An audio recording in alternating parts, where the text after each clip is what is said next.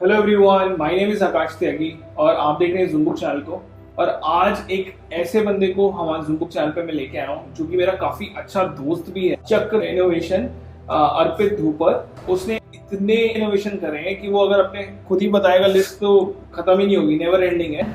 अगर आप इसमें सबसे प्राउड वाली चीज लेके चलोगे ना, 2018 में यूनाइटेड नेशन का young champion of the earth का अवार्ड लिया था एंड में एशिया कॉन्टिनेंट से सिर्फ यही था। इसके पीछे इसने बहुत सारे स्ट्रगल देखे हैं, बहुत सारी चीजें हुई हैं, बहुत सारे फेलियर्स भी हुए हैं। कुछ तो मैं पर्सनली भी जानता हूँ जिसमें हम बात करेंगे, देखते हैं क्या क्या चीजें हमें पता चलती हैं। मैं इसको ये बोल सकता हूँ कि ये सोशल एंटरप्रेन्योर टाइप है, मतलब इनोवेशंस है बट ऐसे नहीं कि कुछ भी बना दिया। हमेशा कोई ना कोई कॉज पकड़ता है, उस आइडिया को लेता है और फिर उस पर काम करता है। तो स्टार्ट करते हैं। पहले सबसे पहले मुझे ये बता कि ये जो भी तेरा आइडिया है ये है क्या, मतलब ओरिजिनली क्या है और इसका पहला प्रोडक्ट क्या था? शुगर केन जूस पी रहे थे, गन्ने का रस पी रहे थे इधर रोड साइड वेंडर से। ठीक है, तो ये लोग क्या करते हैं, ये लोग एक छोटा डीजल जनरेटर लगाएंगे, डीजल इंजन लगाएंगे, उससे क्रशर चलाएंगे और उससे अपना गन्ने का जूस निकालेंगे। तो इस बंदे ने क्या किया, इसने अपने इंजन के ऊपर एक पाइप लगाई और पाइप को ऐसे नीचे जमीन पे छोड़ दिया और पीछे की दीवार जो थी, दीवार काली हो गई क्योंकि ऑब्वियसली धुआं जा रहा है उस पर। ठीक है, अब बड़ी नॉर्मल सी ऑब्जर्वेशन थी, पर उस मूवमेंट में ऐसा ऐड किया, इसको जानबूझ के क्यों नहीं कर सकते? क्यों ना हम ऐसे सारा पोल्यूशन पकड़ते हैं, कैप्चर करते हैं और उससे सारी दीवारें काली कर देंगे, दिल्ली को ब्लैक सिटी बना देंगे, बिल्कुल काला कर देंगे। जयपुर पिंक सिटी है, दिल्ली ब्लैक सिटी बना देंगे, पर पोल्यूशन खत्म कर देंगे। तो अब स्टार्टिंग तो ऐसे कॉमेडी हुई थी ठीक है कॉन्सेप्ट की, बट फिर ऐसे है कि ठीक है इंजीनियरिंग है तो क्या करें, इसको सोचते हैं, प्रोटोटाइप सोचते हैं क्या बना सकते हैं। सोचा, प्रोफेसर से बात करी, इंजन मैन्युफैक्चरर से बात करी, सबसे बात करी। कब का टाइम था मतलब? यार ये था मेरा ग्रेजुएशन, मेरा कंप्लीट हुआ 2015 में और ये था मेरा लेट 2015। तो उस टाइम पे क्या हुआ, Delhi got tagged as the world's most polluted city. तो सब लोग ना आपस में रो रहे थे कि भाई ये हो रहा है, गवर्नमेंट ऐसे नहीं कर रही, वैसे नहीं कर रही, एंड एक्सेट्रा एक्सेट्रा। तो मेरा हमेशा से पर्सपेक्टिव रहा यार, रोने का कोई फायदा नहीं है, या तो गवर्नमेंट में जाके चेंज कर लो, या जहाँ तुम चेंज कर सकते हो चेंज कर लो, या चुपचाप सह लो। दो ही ऑप्शन है, ये रोने से तो बस खून जला रहे हो अपना।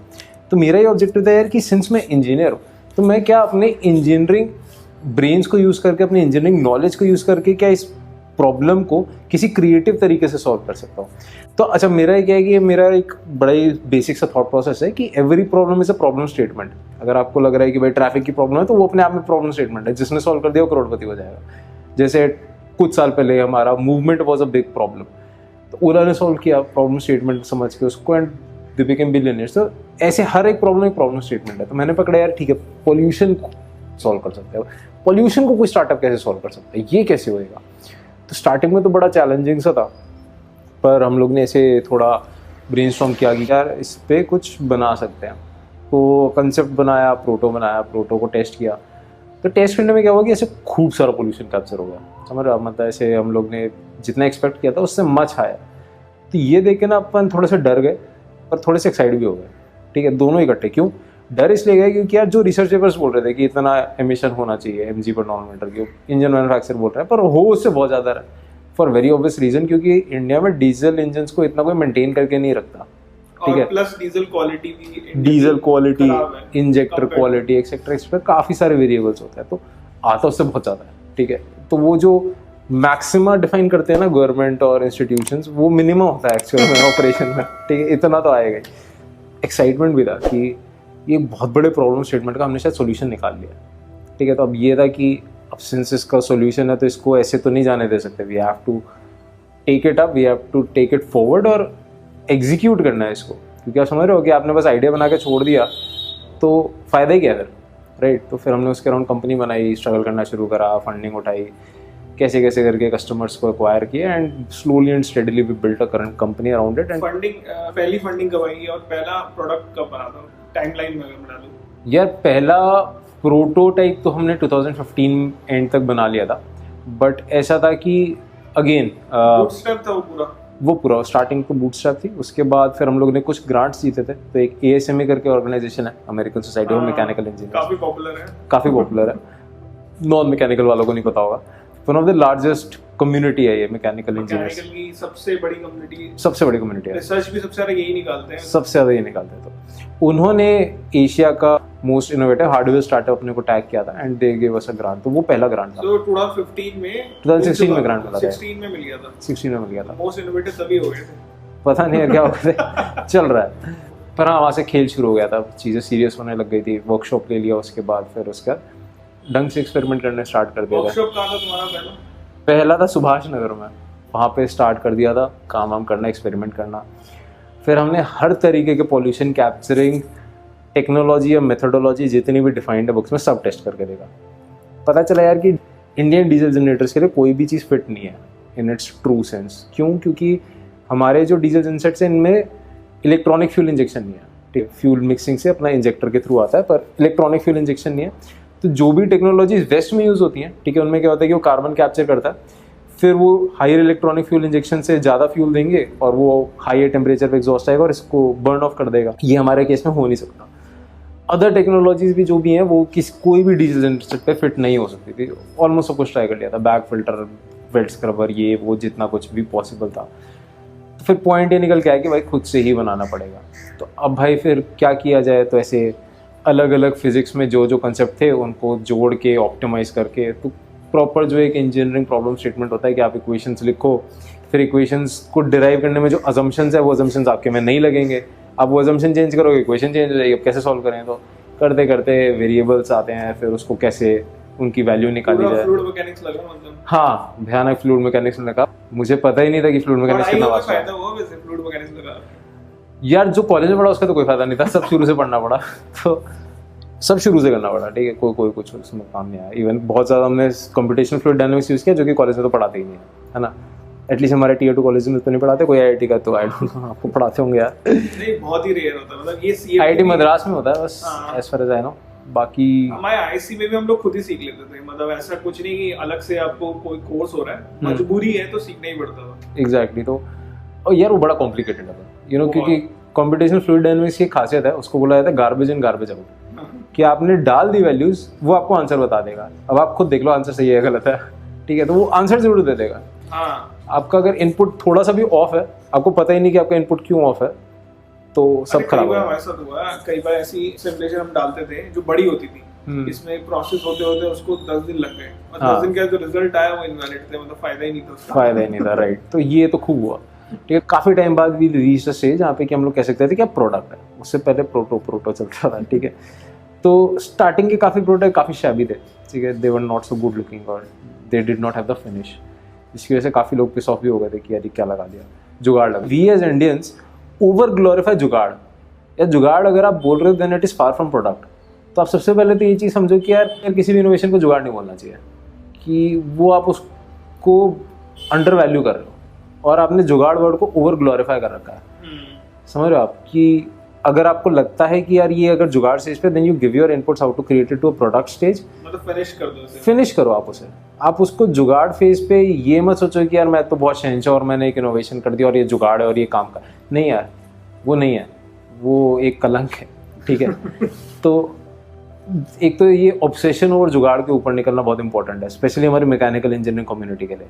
हम लोग ओवर ग्लोरीफाई करते हैं, ठीक है, बहुत करते हैं कि यार कुछ भी ऐसे गियर चेन वेन जोड़ दिया, कुछ चल रहा है और ये वाव हो गया। वाव नहीं है यार, वो इट नीड्स इनपुट। मतलब बहुत सारे लोग ना जैसे अपने कॉलेज के फाइनल ईयर प्रोजेक्ट होते थे, उन्हें भी देखे होंगे, मैंने तो देखे ही हैं, अपने अपने फेसबुक में देखे, वो तो जुगाड़ ही लेके आते थे। हाँ, कुछ बनाते नहीं थे और उसमें बहुत खुश होते हैं, बहुत प्राइड लेते हैं। आई थिंक उसमें प्राइड लेने की पॉइंट नहीं है।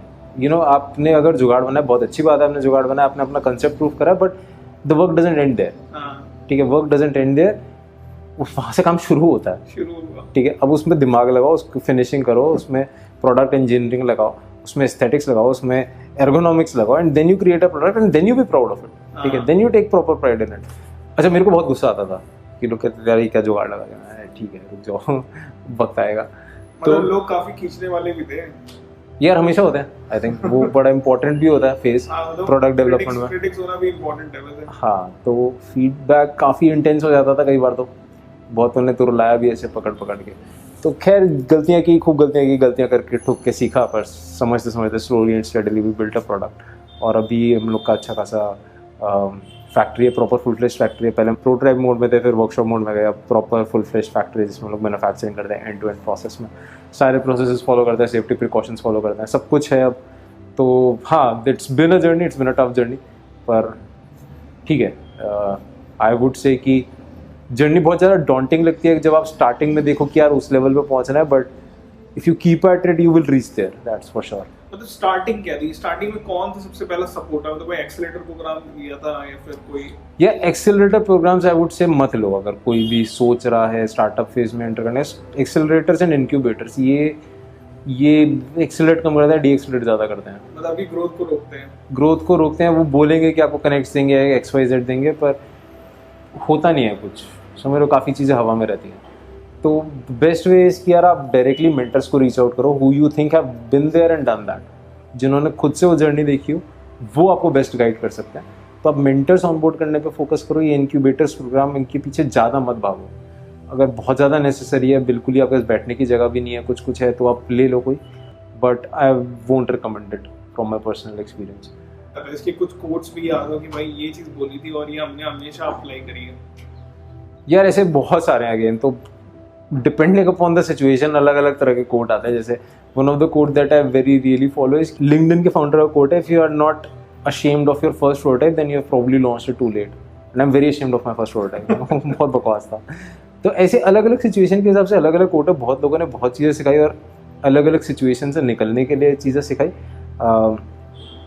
बहुत लोगों ने काफ़ी सपोर्ट किया पर्सनल लेवल पे भी और फाइनेंशियली ऑफ कोर्स, और टेक्निकली भी। बहुत ज़्यादा इम्पोर्टेंस है एसोसिएशन की, ठीक है। तो अगर इसकी कभी डिटेल समझनी हो ना, तो कभी यूट्यूब पे चंगेज़ खान की जर्नी देखना, कि गेंगिस खान या चंगेज़ खान जैसे भी आप प्रोनाउंस करना चाहो, तो उसकी बहुत इंपॉर्टेंट जर्नी है। वो एशिया का सबसे बड़ा रूलर बना था एक फेज़ में, एंड वो एक बहुत ही स्मॉल विलेज से एक बहुत ही छोटा सा बच्चा था, एंड वो कैसे इतना बड़ा उसने एम्पायर जीता। He just made a lot of associations and lot of collaborations. हर पावरफुल राजा के साथ जाके एसोसिएशन बनाना, वो एक पॉइंट पे इतना बड़ा हो गया है कि आज ये कहा जाता है कि पूरे वर्ल्ड की अगर आप पॉपुलेशन का DNA ट्रैकिंग करो, every 1 in 4% traces his genes back to Changez Khan. तो वो एक एपिक एग्जाम्पल है कि आप कैसे अपनी पावर बढ़ा सकते हो बाय एसोसिएशन। तो बहुत सारे इसके ऊपर भी कोट्स है कि नेटवर्क पे फोकस करो। तो ये बहुत ही क्रूशियल फैक्टर है कि यार आपको हर तरह की प्रॉब्लम से निकालने वाले लोग हैं, but you have to be very open to approach them. मतलब रीच करना बहुत जरूरी है। रीच करना बहुत जरूरी है। मेंटरशिप के लिए भी मैं कहता हूँ कि मेल भेजना बहुत जरूरी है, ये जो बात करो शायद मिलेगा। तो अब इसमें मैं क्या करता हूँ, लॉ ऑफ एवरेजेस फॉलो करता हूँ कि अगर यार आपको किसी एक पर्टिकुलर टाइप का बंदा चाहिए, उस प्रोफाइल के 10 बंदे ढूंढो, 10 को मेल लिखो, 10 में से 4 रिप्लाई करेंगे, 1 ऑन बोर्ड हो जाएगा। अच्छा, ये ये हमेशा ट्रू है। इससे बेटर हो सकता है, इससे खराब नहीं हो सकता रेशो। अगर खराब है तो भाई फिर अपने मेल लिखने के तरीके पे फोकस करो, कुछ गड़बड़ कर रहे हो। तो ये बता, अब तेरी कंपनी के ऐसे चक्र इनोवेशन की बात करो तो फर्स्ट सक्सेसफुल प्रोडक्ट क्या था? मतलब उसका फर्स्ट सक्सेसफुल प्रोडक्ट यार हमारे ये था डीजल जनरेटर्स के लिए पॉल्यूशन कैप्चरिंग इक्विपमेंट हमने बनाया। तो ये इक्विपमेंट क्या करता है, ये इसका कोई नाम था वैसे? चक्र शील्ड नाम है उसका।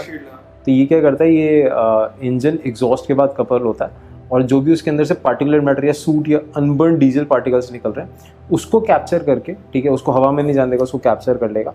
एंड वो वंस एक बार कैप्चर हो जाता है तो हम लोग उसको एक्सट्रैक्ट करके प्रोसेस करके raw material for inks and paints बनाते थे। एक कहाँ यूज, मतलब वो T shirt printing, card printing, और हम लोग डेल को भी हमने सप्लाई किया है। तो डेल के जितने भी नए लैपटॉप अगर लोगे तो उसका जो कार्डबोर्ड बॉक्स होता है वो हमारी इंक से प्रिंटेड होता है। तो ये भी हम लोग ने किया था। अभी तो हमने इंक वाला प्रोसेस फेज आउट कर दिया। अभी हमारा टेक्नोलॉजी पूरा पिवट हो चुका है, एंड वो उसको वहीं पे ऑक्सीडाइज कर देता है। तो टेक्नोलॉजी चेंज हो चुका है अब, बट एफिशिएंसी बढ़ चुकी है। मतलब कितना परसेंटेज कैप्चर कर लेते हो? पहले हम लोग 70 to 90 थे, अभी 90 एंड अबव ही है।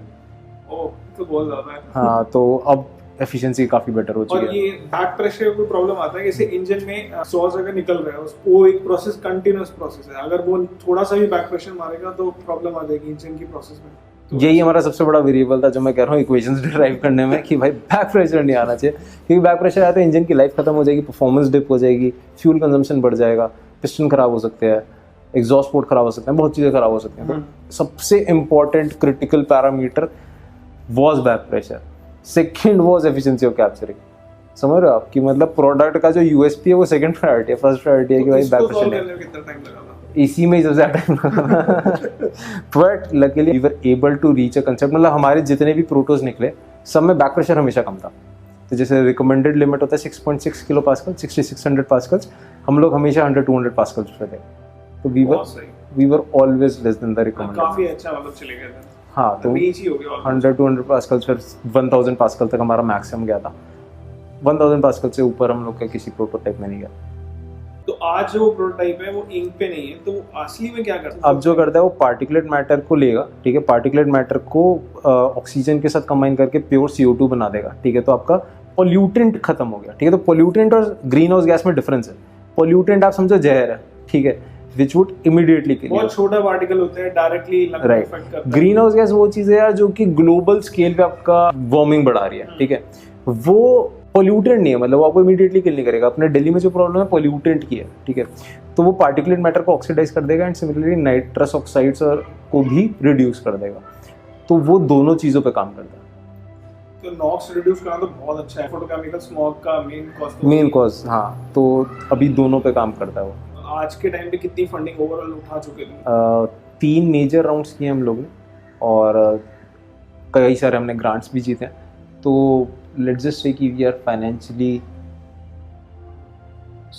पता नहीं क्या बोलूं स्ट्रॉन्ग तो नहीं बोल सकते क्योंकि मैं ये कह सकता हूँ कि वो अभी भी उसी मेहनत चल रही है। हाँ, वो मेहनत तो हमेशा चलती रहेगी, वो कभी नहीं रुक सकती। But let's just say we have sustained, क्योंकि ये जो ग्रोथ था, ठीक है। मैकेनिकल में क्या होता है ना यार, हम लोग को फंड्स बहुत ज़्यादा चाहिए होते हैं R&D करने के लिए as compare to any other software startup, क्योंकि हमारे फिक्स खर्चे भी बहुत ज़्यादा होते हैं, वेरिएबल खर्चे भी बहुत ज़्यादा है। आप समझो कि अगर आपको डीजल जनरेटर पे रिसर्च करना है, आपको सबसे पहले डीजल जनरेटर चाहिए और मेहनत भी बहुत ज़्यादा होती है। जैसे आप देख सकते हैं वीडियो में, वर्कशॉप में ही है जहाँ पे पूरा एकदम मस्त पसीना आ रहा है, ह्यूमिडिटी है, पूरा टेम्परेचर भी ज़्यादा है। क्योंकि यही मैकेनिकल का मजा है, मतलब यही स्वेट है जो हमें बहुत कुछ सिखा रहा है। हमारे हॉस्टल में कोड चलता था। अच्छा, मैं यही बता रहा हूँ कि हॉस्टल में जितनी बातें करेगा मेरे साथ भी अप्लाई होती है। छोड़ यार, वो कोड बोल नहीं सकता। बोल दे कोई फैमिली शो है तो अपने एडिट कर देना बाद में, मन करेगा एडिट कर देंगे तो टेंशन मत, बोल दे। तो अपने हॉस्टल में कोड चलता था यार, जितनी घिसेगी उतनी चमकेगी। तो घिसानी बहुत इम्पोर्टेंट है। अच्छा, इसके बाद फंडिंग राउंड कहाँ से आए? मतलब कोई एक मेजर फंडर जहाँ से मतलब यार कॉम्बिनेशन था। तो ऐसे स्टार्टिंग में एंजल राउंड था। एंजल राउंड में हम लोग के कई सारे भले लोग थे जिन्होंने कि हमारे आइडिया को बैक किया, टीम को बैक किया, क्योंकि उस टाइम पे प्रोटोटाइप था बट एस्टैब्लिश नहीं था। फिर एंजल राउंड के बाद जो हमारा फर्स्ट राउंड हुआ वो उसमें हम लोग के इंस्टीट्यूशनल इन्वेस्टर्स भी आए। कई सारे हम लोग ने बड़े इंस्टीट्यूशनल इन्वेस्टर से पैसा उठाया। एंड जो हमारा रिसेंट राउंड है उसमें तो मेजरली सारे इंस्टीट्यूशनल इन्वेस्टर्स ही हैं। मतलब कंबाइन चल रहा है। कंबाइन हमेशा कंबाइन चलता है। कौन से प्रोग्राम में गया था जहाँ पर ये मिल रहे हैं अभी फंडिंग बच्चों को जानने के लिए? जैसे यार ऐसा कोई प्रोग्राम नहीं होता आपको, मतलब you have to just reach out and आपको अपने कनेक्ट्स को ही एक्सप्लॉइट करना है। इस पर भी एक टार्जन थ्योरी है कि यार आपको जिसका कनेक्ट मिला उसके पास जाओ, वो या तो हेल्प करेगा या वो किसी और से कनेक्ट करेगा। तो आपको इन दोनों में से एक चीज़ लेके ही उठना है।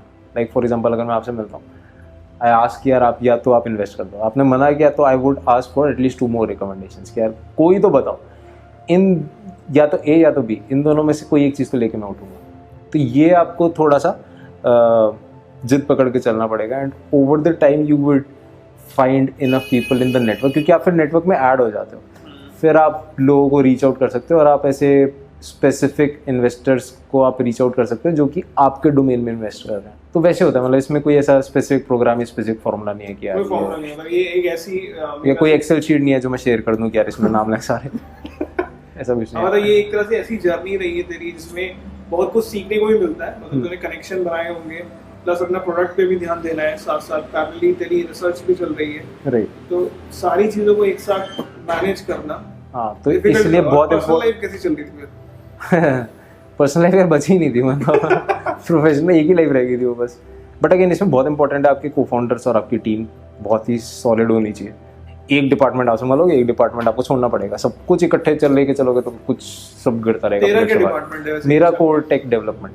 Core tech development. हाँ, तेरा पोजीशन CTO है। CTO, right. तो पूरा टेक्निकल है। हाँ। तो ऐसे फाउंडिंग मेंबर होके थोड़ा प्राउड तो फील होता ही है, लेकिन इसमें स्ट्रगल का फेस क्या था? सबसे ज्यादा स्ट्रगलिंग फेस क्या था? जहाँ पर देखो लगा कि हाँ ये तो मेरी हालत खराब हो गई यहाँ पर। या डे वन से चल ही रहा है, मतलब अलग स्ट्रगल का नेचर बदल जाता है पर वो रहता ही है। स्टिल बताइए कोई ऐसा टाइम याद हो जहाँ पर तुम बैठे हो और लग रहा है कि आप बहुत स्ट्रगल हो गया? एकदम स्टार्टिंग में ऐसा होता था कि यार जाना है डीजल जनरेटर जहाँ पे लगा हुआ है उसका साइट विजिट करना है, उसकी साइट मॉडलिंग करनी है। भयंकर धूप हो रखी है, 40-50 डिग्री के बीच में टेम्परेचर चल रहा है, ह्यूमिडिटी हो रखी है और आपको छत पे चढ़ना है और आप कोई सेफ्टी नेट नहीं है, ऐसे लटक लटक के आपको मेजरमेंट्स लेनी है कि भाई इसका कितना डायमीटर है, कहाँ पे लगेगा, समझ में ही नहीं आ रहा कहाँ लगेगा। एंड ओवर द टाइम आप एग्जॉस्ट हो गए, रात को फिर आपको दूसरी जगह भी जाना है। तो उस टाइप की स्ट्रगल होती थी स्टार्टिंग में, प्लस पैसे नहीं है तो बसों में धक्के खाने हैं तो समझ रहे ऐसे कुछ भी नहीं होगा ट्रैवल करने के लिए। फिर सेकेंड फेज़ आया जिसमें कि यार अब इंस्टॉलेशन करनी है, तो अब क्या है कि इंजन बहुत बड़े हो गए हैं, क्लाइंट बड़े हो गए हैं, तो वो डाउन टाइम नहीं अफोर्ड कर सकते, तो आपको तुरंत काम करना है और आपने बड़े इंस्टॉलेशन पहले करे नहीं है। Like you are a fresh graduate from engineering college, ठीक है, आपने से सुना है कि टेक्नोलॉजी कैसे काम करती है, टेक्नोलॉजी लगाई नहीं है कभी जाके, समझ रहे, प्रैक्टिकली नहीं लगाया, मतलब हमारे इंजीनियरिंग में सिखाते भी नहीं है, सिखाते भी नहीं है। तो एक एग्जांपल है जैसे कि एक जगह पे हमारे को 4 डिवाइस इंस्टॉल करनी थी एक ही छत पे, ठीक है, तो छत के ऊपर एक प्लेटफॉर्म डालना था पहले, ठीक है, जिसमें कि सिविल का काम था, आपको पूरा प्लेटफॉर्म खड़ा करना है, उसके ऊपर आपकी डिवाइस आएगी और पूरी जो बिल्डिंग है वो कांच की है, ठीक है, तो आपको 7th फ्लोर के ऊपर आपको इक्विपमेंट पहुंचाना है और वो इक्विपमेंट बहुत भारी है और बहुत बड़ा है। तो दिल्ली की सबसे बड़ी क्रेन मंगाई थी हमने, वो क्रेन इतनी बड़ी थी उसका एक दिन का किराया 1 लाख रुपए था। तो मेरे एक ना ऐसे बचपन से वो होता ना एक childhood fantasy as an engineer, तो मेरी थी कि यार एक बहुत बड़ी इंस्टॉलेशन लीड करनी है जिसमें कि बहुत बड़ी क्रेन आनी चाहिए। तो वो उस दिन पूरा हुआ था कि ऐसे पूरा नीचे से उसने क्रेन ने लिफ्ट करके इक्विपमेंट ऊपर पहुंचाया, फिर हमने पूरा मेज़नीन बनाया एंड 2 दिन के अंदर पूरा काम किया था। तो वो काफ़ी ज़्यादा चैलेंजिंग था, ठीक है, तो ऐसे था कि पूरा दिन काम किया, फिर पूरी रात काम किया, फिर अगला दिन पूरा दिन काम किया, फिर अगले दिन पूरी रात काम किया। तो 48 hours at a stretch, some work that is physically and mentally exhausting। और ऐसा नहीं था कि सिर्फ मैं कर रहा था, पूरी टीम कर रही थी। और उसके बाद जब नेक्स्ट डे सनराइज हो रहा है तो हमारा काम खत्म हो रहा है, समझ रहे, हमारे पास सिर्फ सैटरडे संडे का टाइम था और हमने सैटरडे संडे में बड़ी मुश्किल से कर दिया था। हालत खराब थी, हालत इतनी खराब थी भाई, मैं एग्जाम्पल देता हूँ, जैसे जिसको जहाँ जगह मिलती थी ना वहाँ गिरता था, सो जाता था किसी को होश ही नहीं था। एक फ्रेंड था मेरा, उसको मैंने बोला कि यार ऐसे छज्जा सा बना हुआ है, छज्जे के नीचे जाके स्विच लगा दे। वो स्विच लगाने का कहता भैया तार में पावर नहीं आ रही। मैं क्या चेक करता हूँ, मैं चेक करके वापस आया, वहाँ बैठे बैठे सो गया बैठे बैठे से तार पकड़ के सो गया सबकी ऐसी हालत थी, जिसको जहाँ जगह मिली, कोई सीढ़ियों के नीचे सो रहा है, कोई रेलिंग पे सो रहा है, कोई कहीं सो रहा है, कोई कहीं सो रहा है। But in the end we completed the project, that's what is very important. और उसके बाद का सेटिस्फैक्शन ही अलग होता होगा। सेटिस्फैक्शन बहुत अलग होता है पर थकान भी बहुत अलग होती है। तो खैर वो फिर उसके नेक्स्ट लेवल के स्ट्रगल से आपके स्केल अप करने में, जो आपको वर्कशॉप लेवल से फैक्ट्री लेवल पे लेके जाना है। कभी सोचा ही नहीं, सुना ही नहीं, आई सर्टिफिकेशन क्या होता है, इतना क्या आ गया, अचानक से बहुत कुछ आ गया।